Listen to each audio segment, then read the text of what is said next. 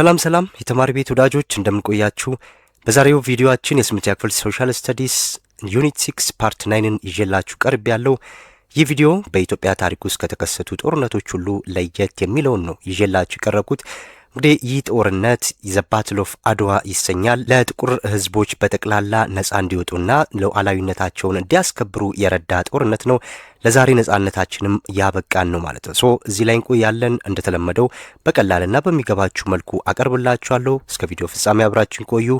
መልካም ቆይታ እያልኩኝ ወደ ቪዲዮ አለፍኩኝ። ዘ ባትል ኦፍ አድዋ የአድዋ ጦርነት። እዚህ ጋር ፈተና ላይ ልትጠየቁ የምትችሏቸው ወሳኝ ወይም መሰረታዊ ነጥቦች እነዚህ ናቸው። የአድዋ ጦርነት ሲነሳ እዚህ ጋር ያሉትን በመጀመሪያ ማየት ያስፈልጋል። ሂስቶሪካል ቪክቶሪ ፎር ሶቨርኒቲ ኤንድ ኢንዲፔንደንስ ይለናል። ለሉዓላዊነትና ለነጻነት የተደረገ ታሪካዊ ድል ነው የአድዋ ጦርነት ማለት ነው። ኢሚዲየት ኮዙ ምንድን ነው? የቀጥታው መንስኤ ወይም መሰረታዊ መንስኤው ምንድን ነው ስንል በዋናነት አርቲክል 17 ኦፍ ዘ ትሪቲ ኦፍ ውጫሌ፣ ይህ የውጫሌ ውል አንቀጽ 17 የተባለው ነው ኢትዮጵያንና ጣሊያንን ያጋጨን ወይም ወደ ጦርነት ይወሰደን ማለት ነው። እንግዲህ ውሉ ላይ ምን ስለሰፈረ ነው የተጋጩት የሚለውን ወደ ውስጥ እንገባ እናያለን። ይህ አርቲክል የውጫሌ ውል የተባለው መቼ ተፈረመ? ሜይ 1889 ይህ የተፈረመበት ቀን ወደ ኢትዮጵያውያን ስናመጣው ግንቦት 2 ቀን 1889 ማለት ነው። ሜይ 1889 ያዟት። እቺ የውጫሌ ውል መቼ ነው የተፈረመው ሊባል ስለሚችል ማለት ነው። ሳይንድ ባይ ኢምፐረር ሚኒሊክ ሰከንድ ኤንድ ካውንት ፔትሮ አንቶኔሊ የፈረሙት ደግሞ የኢትዮጵያው ንጉሠ ነገሥት አጼ ሚኒሊክ ሁለተኛና የጣሊያን ተወካይ የነበረው ካውንት ፔትሮ አንቶኔሊ በሚባለው ጣሊያናዊ መካከል የተደረገ ውል ነው ማለት ነው። የጸደቀውስ ፊርማው ተፈረመ። የጸደቀው ራቲፋይ የተደረገውስ መስከረም 29 ቀን 1889 በንጉስ ኡምቤርቶ አንደኛ ማለት ነው። ይሄ ውሉን የፈረመው ካውንት ፔትሮ አንቶኔሊ ነበረ፣ ግን ውሉን ያጸደቀው ደግሞ ንጉስ ኢምቤርቶ ይባላል ማለት ነው። ንጉስ ኢምቤርቶ አንደኛ ይባላል። ይህ ውል ሲፈረም እንግዲህ በአስተርጓሚ የነበሩት በወቅቱ ከኢትዮጵያ ወገን ማለት ነው አስተርጓሚ የነበሩት ግራዝማች ዮሴፍ ይባላሉ። እነዚህ ሚኒሊክ ሴክሬታሪ ይለናል። የአጼ ሚኒሊክ ጸሐፊ የነበሩት ግራዝማች ዮሴፍ ናቸው። እንግዲህ ግራዝማች ዮሴፍ ትልቁ ሚና ተጫውተዋል። አንድ ጣሊያን አሳስታ ውሉን መፈረሟን ያጋለጡ እሳቸው ናቸው። ይህም ሊጠየቅ ስለሚችል እነዚህን መሰረታዊ ነጥቦች ያዙ ማለት ነው። ስለዚህ የአድዋ ጦርነትና ለጦርነቱ መነሻ ስለነበረው መሰረታዊ ምክንያት ነው ማለት ነው። የጦርነቱ ቀጥተኛ መንስኤ በ1889 ዓመተ ምህረት በአጼ ሚኒሊክና በጣሊያን ወኪል በካውንት ፔትሮ አንቶኔሊ መካከል የተፈረመው የውጫሌ ውል አንቀጽ 17 ነው ማለት ነው። ውሉ ደግሞ በሴፕቴምበር 29 በ1889 በንጉስ ኡምቤርቶ አንደኛ ነው የጸደቀው ማለት ነው። በዚህ ታሪካዊ ውል ላይ የአጼ ሚኒሊክ ጸሐፊና አስተርጓሚ የነበሩት ግራዝማች ዮሴፍ ነበሩ ማለት ነው። ከዛ በኋላ አርቲክል 17 and the deception ይለናል። የአንቀጽ 17 ማታለል፣ ጣሊያን ማታለል ፈጽማብናለች ማለት ነው። አርቲክል 7 the core dispute የአንቀጽ 17 ዋናው የውዝግብ መነሻ ነው እዚህ ጋር ያለው ማለት ነው። በኢጣሊያው ትርጉም ይሄንን ይዛል። ምን ይለናል? Italian version, His Majesty, the King of Kings of Ethiopian, consents to avail himself of the government of His Majesty, the King of Italy, for all negotiations of affairs which he might have with other powers or governments ይለናል። እንግዲህ የጣሊያ ውል ላይ የሚለው ምንድን ነው?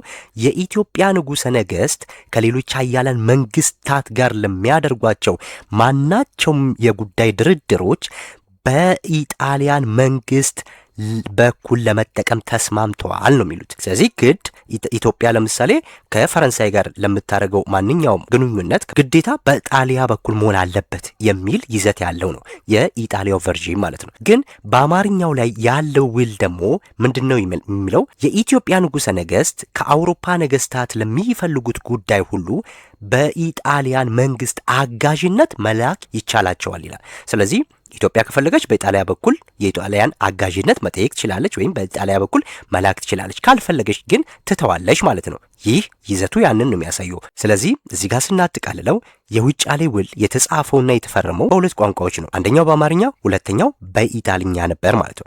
ነገር ግን በአንቀጽ 17 ላይ ትልቅ የማታለል ልዩነት ነበረው። የጣሊያን ውል የኢትዮጵያ ከሌሎች ሀገር ጋር የምታደርገው ግንኙነት ሁሉ በጣሊያ በኩል ማድረግ አለባት የሚል ሲሆን ይህ የግዴታ ጥገኝነትን የሚያመለክት ነው። የአማርኛው ውል ግን የኢትዮጵያ ንጉሠ ነገሥት የፈለጉትን ጉዳይ በጣሊያን መንግስት አጋዥነት መላክ ይቻላል ይሻላቸዋል የሚል አማራጭ መብትን የሚሰጥ ነው ማለት ነው።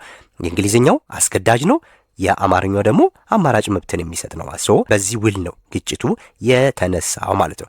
ይህንን አጋልጠው ለንጉስ ሚኒሊክ የነገሯቸው ግራዝማች ዮሴፍ የሚባሉት የሚኒሊክ ጸሐፊ ናቸው ማለት ነው። ሌላኛው ኢታሊያን አክሽን ኤንድ ዲፕሎማቲክ ፕሮቴስት ይለናል። የጣሊያን ተንኮልና የዲፕሎማቲክ ተቃውሞ፣ ኢታሊያን አግሬሽን ኤንድ ኢትዮጵያንስ ሪስፖንስ፣ የጣሊያን ትንኮሳና የኢትዮጵያ ምላሽ። ጣሊያን ከዛ በኋላ ይህ ሴራዋ ከተነቃባት በኋላ ኢትዮጵያን መተንኮስ ጀመረች ማለት ነው። ምንድን ነው ያደረገችው? ኢታሊያን አክሽን የጣሊያን ድርጊት less than 2 weeks after ratification Italy claimed a protectorate over Ethiopian to European powers። አያችሁ፣ ውሉ ከጸደቀ ከ2 ሳምንት ባነሰ ጊዜ ውስጥ ጣሊያን ምን አለች? ኢትዮጵያ በእኔ ጥገኝነት ስር ናት የሚለውን ጥያቄ ለመላው የአውሮፓ መንግስታት በይፋ አወጀች ማለት ነው። ስለዚህ ኢትዮጵያ በራሷ የምትወስነው ነገር የለም፣ ከአውሮፓ ጋር የምትገናኝበት ምንም ነገር የለም፣ ግዴታ በእኔ በኩል ወይም በእኔ ጥገኝነት ስር ናት ያለችው የሚለውን ለመላው አውሮፓ አወጀች ማለት ነው። ከዛስ ግሎባል ሪስፖንሱ ምን ሆነ? የዓለም አቀፍ ምላሹ ምን ሆነ ስንል 12 ዩሮፒያን ገቨርንመንትስ ኤንድ ዘ ዩኤስኤ አክሴፕትድ ኢታሊስ ክሌም ኦንሊ ራሽያ ኦፕንሊ ፕሮቴስትድ። ያንን አዋጅ ኢትዮጵያ በእኔ ጥገኝነት ስር ናት የሚለውን የኢጣሊያንን አዋጅ 12 የአውሮፓ መንግስታት እንዲሁም አሜሪካንን ጨምሮ ተቀበሉት ማለት ነው። ስለዚህ ኢትዮጵያ የጣሊያን ጥገኛ ናት ብለው ተቀበሉ። ይህንን የኢጣሊያን አዋጅ ግን በግልጽ የተቃወመችው ብቸኛዋ ሀገር ሩሲያ ነበረች ማለት ነው። ከዛ በኋላስ አጼ ሚኒሊክ ምን አደረጉ? ኦገስት 24 1819 ኢምፐረር ሚኒሊክ ሮት a letter to Italy demanding correction. ኪንግ ኡምቤርቶ disregarded it። ምን አለን? አጼ ሚኒሊክ ስህተቱ እንዲታረም ለኢጣሊያን መንግስት ማሳሰቢያ ደብዳቤን ጻፈ ማለት ነው። ነገር ግን ንጉስ ኡምቤርቶ ችላ ብሎት ተወው ማለት ነው። የንጉሱን ቃል የንጉሱን ደብዳቤ ቦታ ሳይሰጠው ተወው ማለት ነው። ከዛ በኋላ ምን ሆነ የሚለውን ደግሞ ስንመለከት ሪጀክሽን ኦፍ ዘ ትሪቲ፣ ውሉን ሙሉ በሙሉ ውድቅ ማድረግ ማለት ነው። እንመልከት። ብሬኪንግ ዲፕሎማቲክ ታይስ፣ የዲፕሎማሲ ግንኙነት መቋረጥ ነው የሚለን። መቼ? ዲሴምበር 1890 አልፍሬድ ኢልክ advised Menelik to inform European governments directly about the deception or ignored by European. አልፍሬድ ኢልክ ማን ነው? የአጼ ሚኒሊክ አማካሪ የነበረ የውጭ ዜጋ ነው ማለት ነው። እሱ አልፍሬድ ኢልክ ምንድን ያላቸው? ስለዚህ ስለ ኢጣሊያ ተንኮል ለአውሮፓ መንግስታት በቀጥታ እንዲያሳውቁ ለአጼ ሚኒሊክ ምክር ሰጠ ማለት ነው። ይሁንና በአውሮፓውያን ችላ ተባለ ማለት ነው። አውሮፓውያን ግን ችላ አሉት ያንን ነገር ማለት ነው። ከዛን በፌብሩዋሪ 1891 ሚኒሊክ ዲስፓችድ አናዘር ሌተር ቱ ኡምቤርቶ። አጼ ሚኒሊክ ለንጉስ ኡምቤርቶ ሌላ ደብዳቤ ላኩለት ማለት ነው። ከዚህ ከመጀመሪያው ውጪ ሌላ ደብዳቤ ላኩለት 1891 ማለት ነው። ዲክላሬሽን አርቲክል 17 መስት ቢ ነል ኤንድ አቮይድ ይላል። ይፋዊ መግለጫው የደብዳቤው ይዘት አንቀጽ 17 ሙሉ በሙሉ ዋጋ ቢስና የተሰረዘ መሆን አለበት የሚል ይዘት ያለው መግለጫ ጻፉ ማለት ነው። የሚኒሊክ አቋም ሚኒሊክስ ስታንስ he would not accept any obligation that limited Ethiopians independence። የሚኒሊክ አቋም ምን ነበረ? ኢትዮጵያ ነጻነቷን የሚገድብ የትኛውም ውልን ግዴታ እንደማትቀበል አስታወቁ ማለት ነው። ምክንያቱም አንቀጽ 17 የኢትዮጵያ ነጻነት የሚገድብ ነው። እንደ አንድ ሉዓላዊ ሀገር የሌላን የአውሮፓ ሀገር ለማናገር ወይም ዲፕሎማቲክ ግንኙነት ለማድረግ ግዴታ ጣሊያን ማስፈለግ አለባት ወይም በጣሊያ በኩል መሆን አለባት የሚለውን በፍጹም ነጻ ሀገር ኖሮኝ ይህንን ደግሞ አላረግም የሚል አቋምን ነው ያዙት ማለት ነው።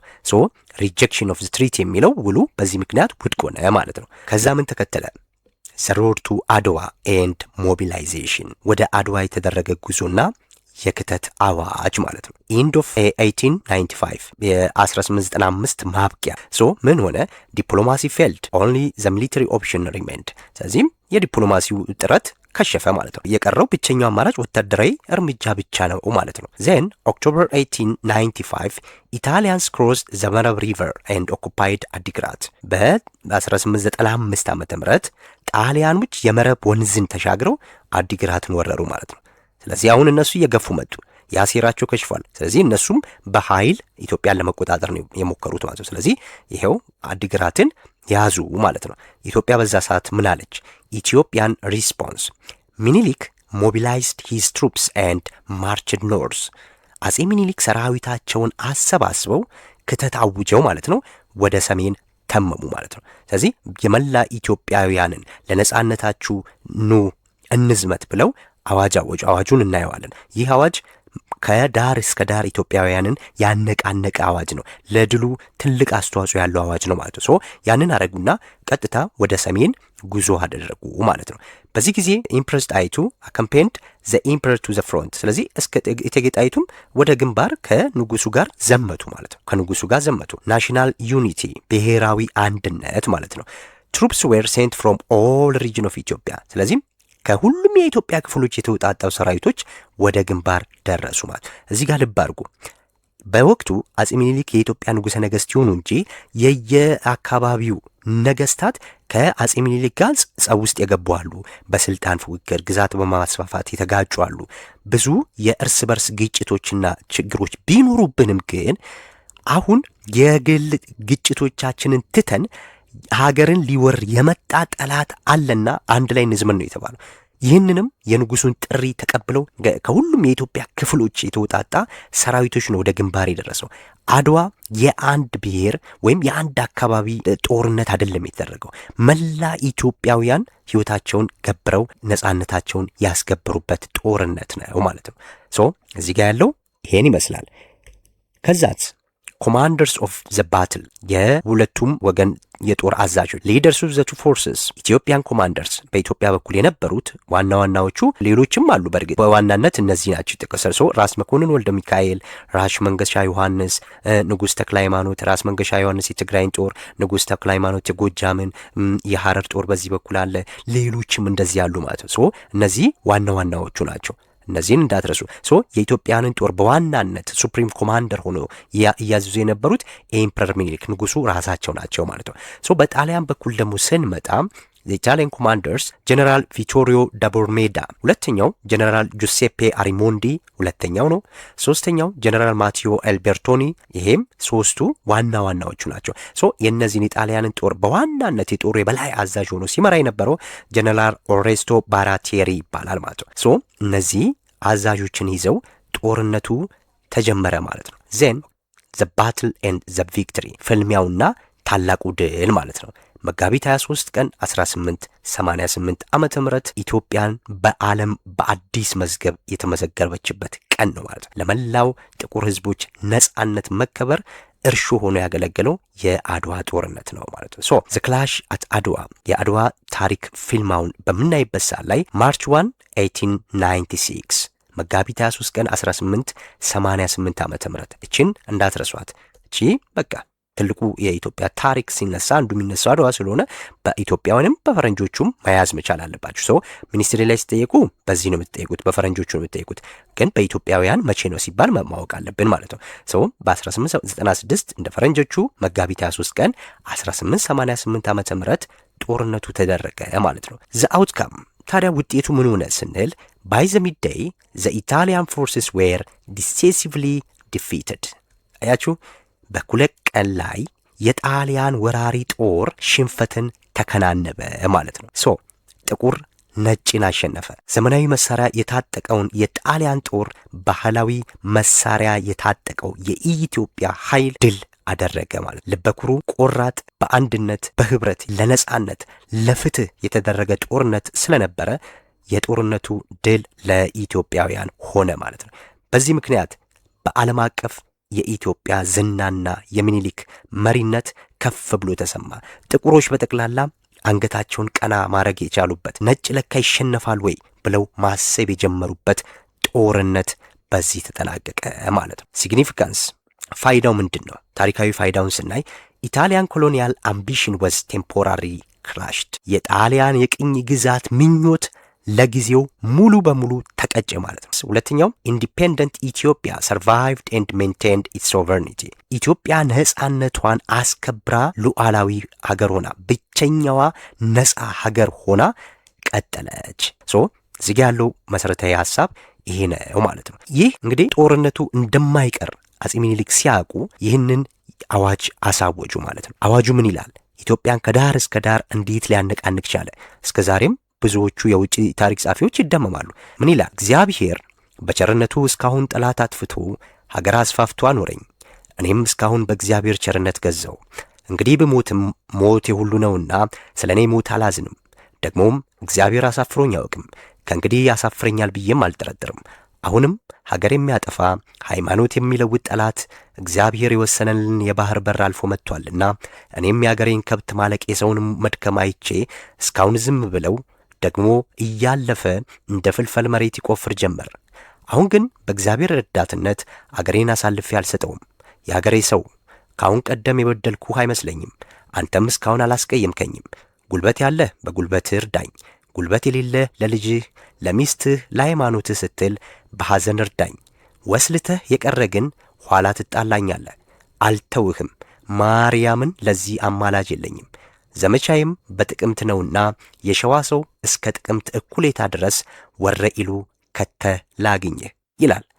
ይህ ነው እንግዲህ የእሳቸው አዋጅ የነበረው። ይህንን የሰማ ሁሉ በጥቅምት እኩሌታ ወረኢሉ ላይ ተገናኙ። ዜን ጣሊያንን በዚህ ልክ አዋርደው ላኩት ማለት ነው። ዜን ለኢጣሊያ መሸነፍ ዋናው ምክንያት ታዲያ ምን ነበር? እንዴት ሊሸነፉት አሉ? በዘመናዊ መሳሪያ፣ በዘመናዊ ውትድርና ስልጠና ይበልጡናል። ነገር ግን እንዴት ሊሸነፉ ቻሉ ሲባል ዋይ ዲድ ኢታሊያ ሉዝ?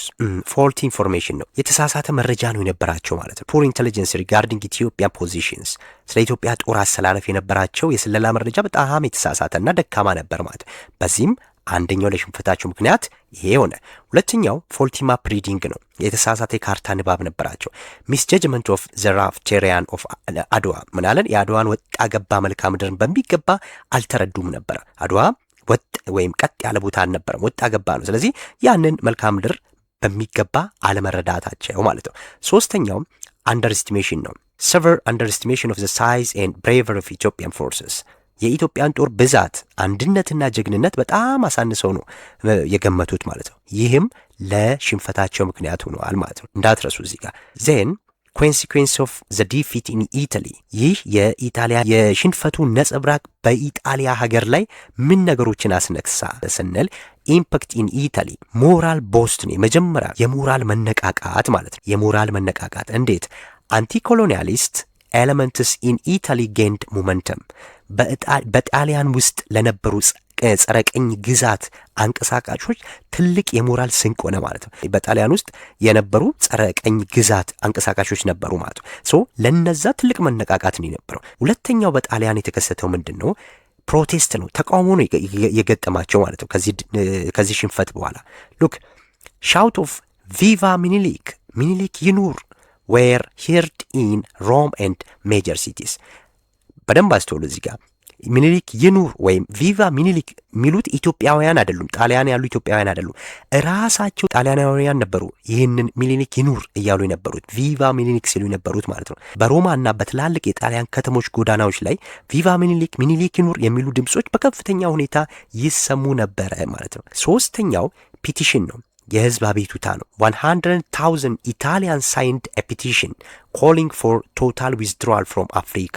ወደ 100,000 የሚጠጉ የጣሊያን ዜጎች ጣሊያን ከአፍሪካ ሙሉ በሙሉ እንድትወጣ የሚጠይቅ ፊርማ አሰባሰቡ ማለት ነው። ይሄም ሶስተኛው ያሳደረው ተጽዕኖ ጣሊያን ላይ ይሄ ነው ማለት ነው። አራተኛው ሪዚግኔሽን ነው። ፕራይም ሚኒስትር ፍራንሲስኮ ክሪስፒ ወዝ ፎርስድ ቱ አብዲኬት ኦር ሪዛይን። እንግዲህ አራተኛው ተቃውሞ ምንድን ነው? ጠቅላይ ሚኒስትር ፍራንሲስኮ ክሪስፒ በወቅቱ የጣሊያን ጠቅላይ ሚኒስትር የነበረው ማለት ነው። ሶ ፍራንሲስኮ ክሪስፒ ከስልጣን ለመልቀቅ ወይም ለመውረድ ተገደደ ማለት ነው። ከስልጣን እንዲወርድ ተደረገ። መጨረሻውም አካውንታቢሊቲ ተጠያቂነት ማለት ነው። ሶ ጀነራል ባራቴሪ ወዝ ብሮት ቱ ኮርት ፎር ሂዝ ፑር ኮማንድ። አያችሁ፣ ጀነራል ባራቴሪ በጦርነቱ ላይ ላሳየው ደካማ አመራር ፍርድ ቤት እንዲቀርብ ተደረገ ማለት ነው። እነዚህ የኢጣሊያ ወራሪዎች በሀገራቸው ላይ ምን ገጠማቸው ስንል እነዚህ ነገሮችን ነው ማለት ነው። ስለዚህ በአድዋ ድል በቅኝ ገዢዎች ላይ ያሳደረው ተጽዕኖ ከፍተኛ ነበር ማለት ነው። በራሷ በጣሊያን ሀገር ውስጥ የጸረ ቅኝ ግዛት ኃይሎች ሞራል አገኙ። በሮማና በሌሎች ትልልቅ ከተሞች ጎዳናዎች ላይ ቪቫ ሚኒሊክ፣ ሚኒሊክ ይኑር የሚል ድምጾች ተሰሙ። እነዚህ ወደ 100,000 የሚጠጉ ጣሊያውያን ከአፍሪካ ሙሉ በሙሉ ጣሊያን ለቃ እንድትወጣ የሚጠይቅ አቤቱታ ሰነድን ፈረሙ። እንዲሁም ጠቅላይ ሚኒስትር ፍራንሲስ ክሪስፒ ከስልጣን ለመልቀቅ ተገደደ። ጀነራል ባራቴሪ በደካማ አመራርነቱ ፍርድ ቤት ቀረበ ማለት ነው። በመጨረሻስ ምን ሆነ ስንል ዘ ትሪቲ ኦፍ አዲስ አበባ የአዲስ አበባ ውል ተፈረመ ማለት ነው። መቼ? 1896 ማለት ነው። ዘ ትሪቲ ኦፍ አዲስ አበባ ሳይንድ ኦን ኦክቶበር 26 1896 የታሪካዊ አዲስ አበባ ውል ድንጋጌዎች የተፈረመው ጥቅምት 26 ቀን 1889 ኦክቶበር 26 1896 ዓመተ ምህረት ነው ማለት ነው። ስለዚህ ይህ የአዲስ አበባ ውል ዋና ዋና ድንጋጌዎቹ ምን ነበሩ ስንል እነዚህን ያካተቱ ናቸው ማለት ነው። አንደኛው አብሮጌሽን፣ ይሄ ሽረት ማለት ነው። ምኑ ነው የሚሻረው? ዘ ትሪቲ ኦፍ ውጫሌ ወዝ ኮምፕሊትሊ ካንሰልድ። ይህ ያታለሉበት የማታለል ምንጭ የነበረው የውጫሌ ውል ሙሉ በሙሉ ተሰረዘ ማለት ነው። የአዲስ አበባ ውል አንዱ ይሄ ነው። ሁለተኛው ምን ይዟል ስንል ፍጹም ነጻነት፣ አብሶሉት ኢንዲፔንደንስ። ኢታሊያ ሪኮግናይዝድ ኢትዮጵያንስ ቶታል ኢንዲፔንደንስ። ጣሊያን የኢትዮጵያን ፍጹምና ሙሉ ነጻነት በይፋ አወቀች ማለት ነው። ኃይላችንን አወቀች፣ አንድነታችንን አወቀች፣ ልባችንን አወቀች፣ ጀግንነታችንን ተረዳች። ከዛ በኋላ ምንም ማድረግ እንደማትችል አወቀች። ሰው የኢትዮጵያን ነጻነት ተቀበለች። ይህን ስታረግ ግን ሴራ ሳታሴር አይደለም፣ መልሳ ለመውረር ዝግጅት እንደምታረግ አስባ ነው። ሶስተኛው ሪፓትሪዬሽን፣ ምርኮኞቹ መመለስ ማለት ነው። ይሄ ሪፓትሪዬሽን ሲል ሪፓትሪዬሽን ሪተርን ኦፍ ካፕቸርድ ኢታሊያን ፕሪዝነርስ፣ የተማረኩ የጣሊያን ወታደሮች ወደ ሀገራቸው እንዲመለሱ ምኒልክ ተስማሙ ማለት ነው። ወደ ሀገራቸው እንዲመለሱ። የመጨረሻው ኤርትራን የሚመለከት ነው። የኤርትራ ጉዳይ ማለት ነው። ሌፍት ፎር ፊውቸር ኔጎሽዬሽን፣ የኤርትራን ይዞታ ሁኔታ ለወደፊት ድርድር እንዲቆይ ተደረገ ማለት ነው። አሁን ፈተና ላይ እነዚህ ልትጠይቁ ትችላላችሁ። የውሉ ዋና ዋና ድንጋጌዎች ምንድናቸው ሊል ይችላል። እዚህ እነዚህ ነገሮች አካተዋል ማለት ነው። ከጦርነቱ በኋላ ጥቅምት 26 ከጦርነቱ በኋላ ነው እነዚህ ሁሉ ነገሮች የተካሄዱት ማለት ነው። ስለዚህ ይህ የአድዋ ድል ታሪካችን ይሄን ይመስላል ማለት ነው።